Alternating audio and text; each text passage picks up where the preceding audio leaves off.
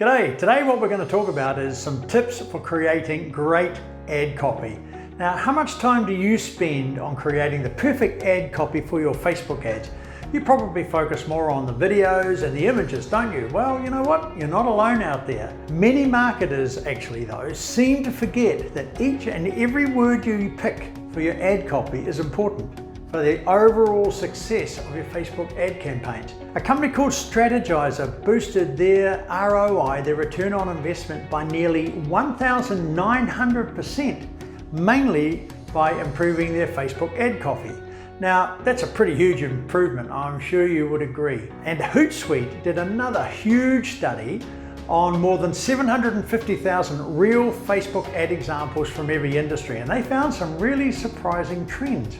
Now, we kind of think of ads containing either strongly positive words or negative words, but in the last 4 years, the use of these words has steadily declined, and ad words are becoming a lot more kind of neutral in every part of the ad. So let's actually go through each part of the ad and we'll talk about it in some more detail. We'll start with the headline, and then we'll talk a little bit about the text and then the link description. Headlines, let's start with there. Now, numbers and questions are actually replacing strong words like free and exciting and those kind of words. The headline is the most important element of the Facebook ad copy. Why is that? Well, because viewers read this right after they look at the image, and it needs to be bold, and often the text is larger than that of the main ad text and the link description. So if you can grab people's attention with the header, a major part of your job is already done, okay? Positive headlines have been used in the past to inspire people to take action, like a business school that encourages people to start your way to success. But now, increasingly, marketers are turning to new ways to make their headlines grab their target audience's attention. A lot more sausage and a lot less sizzle, you might say. And you'll need to be doing the same thing so you don't get left behind. Now, here's some of the tricks that people are using with great results. They're using numbers to show value.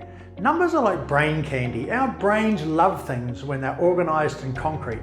So if marketers use numbers in relation, for example, to money and big numbers, then that naturally attracts attention. Here's a little tip. Add zeros wherever you can. Put numbers up and add zeros to them wherever you possibly can.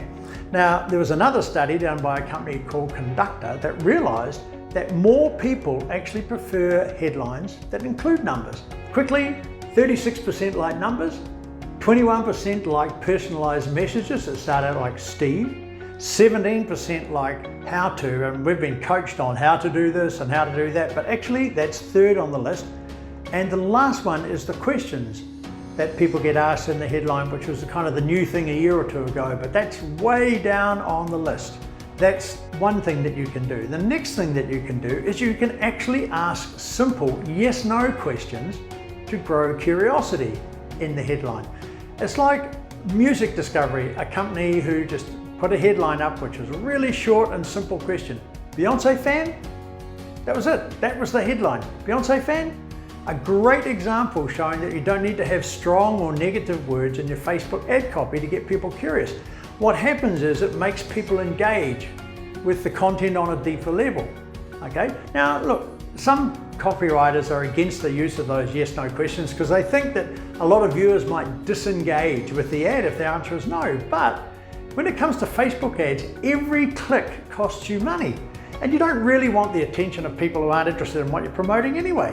So it helps you target your niche audiences better. So the next thing that you can look at doing is in the text, getting really specific in the text. Instead of sugar-coated kind of platitudes and this is the most wonderful thing since sliced bread, getting down to the specifics, the features. Why is that? Because these days, everybody wants to research the hell out of every buying decision that they make. That's just the way the world is going. So the ad text plays a really important role in convincing the people who view it to take action. Now, most people will read ad text after they've been sold by the image and the headline. The ad text is used to give the viewers more details on the value they'll get once they click, okay? Now, many advertisers use strong positive or negative words to kind of try and get people feeling emotional about that.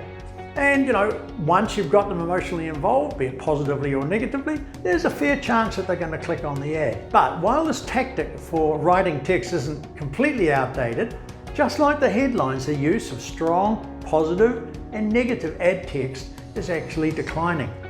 In fact, it's been declining quite significantly over the last 4 years. It's dropped by over a third. Okay, here's a couple of other tactics that advertisers are using these days to make their ad text more persuasive. Be uber specific. Even people who weren't previously thinking of, for example, investing are bound to be interested when they see get a guaranteed 8% annual income for 5 years, plus 115% buyback option. So you need to think about how you can make your ads really specific like this. Even if you are a graphic designer, there's a way that you can put things together which is really, really specific for people. So while showing revenue is a neat little hack that we discussed earlier, in this case, being specific about it takes things to a whole new level, because now it's extremely persuasive and many investors will obviously explore further just to see how it works. And the same thing can happen for your ads. So if you're trying to convince the ad viewer of the benefits of your service or product, be as specific as possible. Even with something like graphic design or business card design, you can actually figure out a way to make it really, really specific. And this will make your ad stand out from the crowd. Okay, next thing, be conversational. Tell a story, add a little bit of humor. People are reacting much more positively to stories in a conversational tone these days, which makes ads feel much more personal than the normal glitzy kind of bullshit that you often see and we've seen for the last, 50 years. In your Facebook news feed, there are posts by brands and posts by your friends. And there's a huge difference in the tones of both of those posts.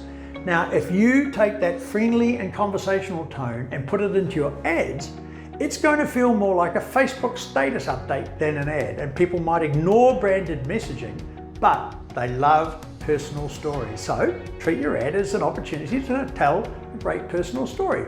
And lastly, the link description, the third part. Now, in the link description, once again, strong words are no longer a must. Used to be that way, but now it's not. The link description has the smallest font size, and it doesn't command very much attention compared with other elements in the Facebook ad copy. But being right next to that CTA button and the website link, most people still read it right down to the bottom before they click on the ad. Now, a lot of advertisers try to put strong positive or negative words to give the ad viewer that kind of final push over the line. Words like exciting and fresh and new and all those kind of words are so overused that people just don't respond to them anymore. It's like, boring, talk to the hand. So what other hacks are advertisers using instead of strong negative or positive emotions? Well, they talk more about your features.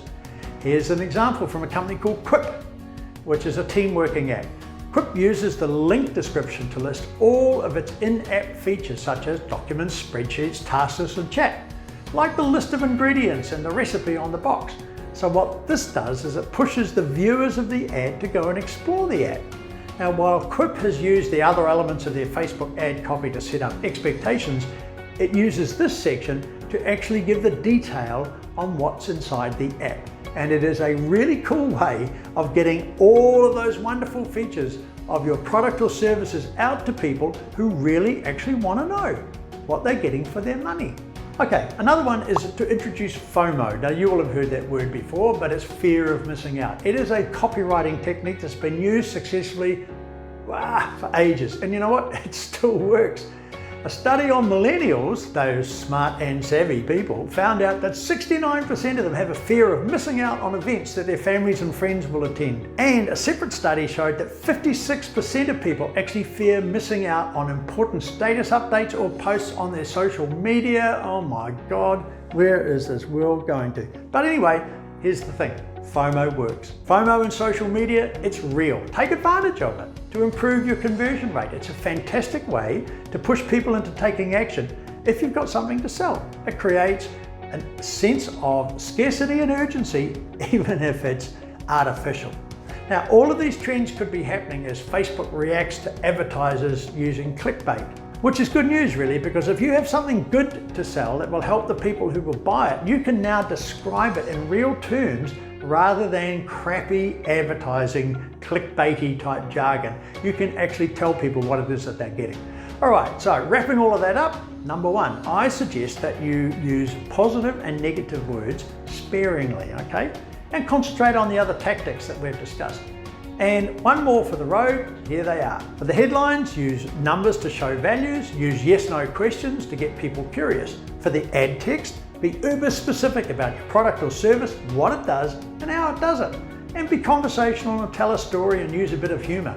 And then thirdly, for the link description, list out all the important features so people know what they're getting. And then bring in FOMO, the fear of missing out. Now remember, any ad with poor ad copy is like a wedding cake with no icing. So make sure your ads have the right ingredients to be a complete showstopper and of course a customer magnet. So if you like this topic, we have an upcoming online course that will teach you in detail everything that you need to know to get up on your feet and get your business built using your skills from scratch. And the link is in the description. So don't forget to like this video and subscribe because it'll help support our channel. And if there's anything you'd like for me to talk about it, drop it in the comments. And don't forget to hit the bell icon to be part of the notification squad to get notified every time we upload, because I respond to questions in the first hour. I'll see you in the next video and I'll catch you later.